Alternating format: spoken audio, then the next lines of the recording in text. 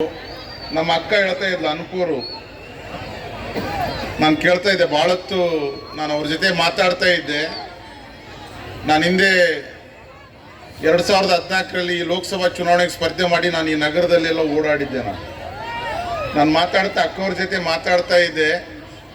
ಈ ಕಾರ್ಯಕ್ರಮ ಬಹುತೇಕ ನಮ್ಮ ಯಾದಗಿರಿ ಜಿಲ್ಲಾ ಉತ್ಸವ ಕಾರ್ಯಕ್ರಮ ಅಂತೇಳಿ ಈ ಕಾರ್ಯಕ್ರಮದಲ್ಲಿ ಇದು ಪತ್ರದಲ್ಲಿ ಆಮಂತ್ರಣ ಪತ್ರಿಕೆಯಲ್ಲಿ ಹೆಸರನ್ನ ಮುದ್ರಿಸಿದ್ದಾರೆ.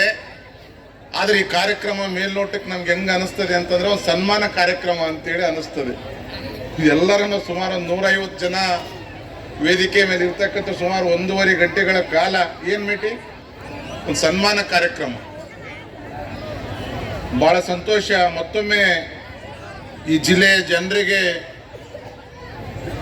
ಬರ್ತಕ್ಕಂಥ ಹೊಸ ವರ್ಷದ ಶುಭಾಶಯಗಳನ್ನು ಈ ಸಂದರ್ಭದಲ್ಲಿ ಕೋರಿ ನನ್ನ ಸಹೋದರಿ ಬಹುತೇಕ ನನ್ನ ಕ್ಷೇತ್ರದಲ್ಲಿ ಕೆಲಸ ಮಾಡಿ ಬಂದಿರಬೇಕು ಅಂತ ಅಂದ್ಕೊಂಡಿದ್ದೀನಿ. ನನ್ನ ಕಾರ್ಯಕ್ರಮವನ್ನು ನಿರೂಪಣೆಯನ್ನು ಮಾಡತಕ್ಕಂಥ ಸಹೋದರಿ ನನ್ನ ಕ್ಷೇತ್ರದಲ್ಲಿ ಹಿಂದೆ ನನಗನ್ನಿಸ್ತದೆ ಅವ್ರ ಕಾರ್ಯಕ್ರಮ ನಿರೂಪಣೆ ಮಾಡಲಿಕ್ಕೆ ಭಾಳ ಇವ್ರು ಯಾರು ಬಿಡ್ತಾ ಇಲ್ಲ. ನನ್ನ ಸಹೋದರಿ ಭಾಳ ಚೆನ್ನಾಗಿ ಮಾತಾಡ್ತಾ ಇದ್ದಾಳೆ. ನೀವೆಲ್ಲರ ಚಿತ್ತ ಹೇಗಿದೆ ಅಂತಂದರೆ ನಮ್ಮ ಬಾಳೋವರ ಸಾಂಗ್ಗಳು ನೀವು ಕೇಳಬೇಕು, ನಾನು ಕೂಡ ಕೇಳಬೇಕು. ಜಾಸ್ತಿ ಸಮಯವನ್ನು ಬಾಳೋವ್ರಿಗೆ ಕೊಡ್ರಿ. ನಾನು ಕೂಡ ಪ್ರಾರಂಭಿಕವಾಗಿ ಕಾರ್ಯಕ್ರಮಕ್ಕೆ ಮಾಡ್ತಕ್ಕಂಥ ಸಂದರ್ಭದಲ್ಲಿ ನನ್ನನ್ನು ಆಮಂತ್ರಣ ಕೊಡ್ಲಿಕ್ಕೆ ಬಂದಾಗ ನಾನು ಮೊದಲೇದಾಗಿ ಕಾರ್ಡ್ ನೋಡಿದ್ದು ಮೇಲೆ ಬಾಳು ಬೆಳಗುಂದಿ ಅವರು.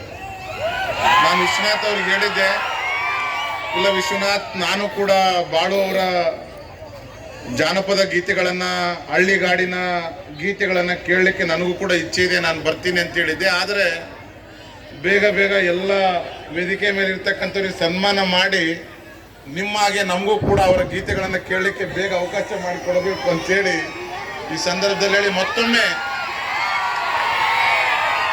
ಮತ್ತೊಮ್ಮೆ ನಮ್ಮ ವಿಶ್ವನಾಥ್ ಅವರು ಹೇಳಿದರು, ಜಿಲ್ಲೆಯ ಅನೇಕ ಸಮಸ್ಯೆಗಳಿಗೆ ಪರಿಹಾರ ಆಗಬೇಕು. ನೋಡ್ರಿ ಹೆಂಗ್ ಕಳಕಳಿ ಇದೆ ಅಂತಂದ್ರೆ, ಈ ಕಾರ್ಯಕ್ರಮ ಮಾಡೋರಿಗೆ ಯಾವ ರೀತಿ ಕಳಕಳಿ ಇದೆ ಅಂತಂದ್ರೆ,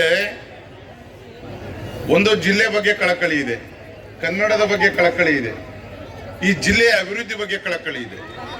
ನಾನು ವಿಶ್ವನಾಥ್ ಅವರನ್ನ ನಿಜವಾಗ್ಲೂ ನಾನು ಮೆಚ್ತೇನೆ. ಅವ್ರ ತಂಡ ಪಾಪ ಎಲ್ಲ ಅಧಿಕಾರಿಗಳು ನೋಡ್ರಿ, ನಮ್ಮ ಮುನ್ಸಿಪಾಲ್ಟಿ ಚೇರ್ಮನ್ಗಳು, ಎಕ್ಸ್ ಚೇರ್ಮನ್ಗಳು, ZP ಮೆಂಬರ್ಸು, ಮತ್ತು ಹಾಗೇನೆ ಎಲ್ಲ ಸಾಕಷ್ಟು ಜನ ಎಲ್ಲರನ್ನ ಅತ್ಯಂತ ಪ್ರೀತಿಯಿಂದ ಸನ್ಮಾನಿಸ್ತಕ್ಕಂಥದ್ದು ದೊಡ್ಡ ಅಭೂತಪೂರ್ವವಾದ ಒಂದು ಕಾರ್ಯವನ್ನು ಅವ್ರು ಮಾಡ್ತಾ ಇದ್ದಾರೆ.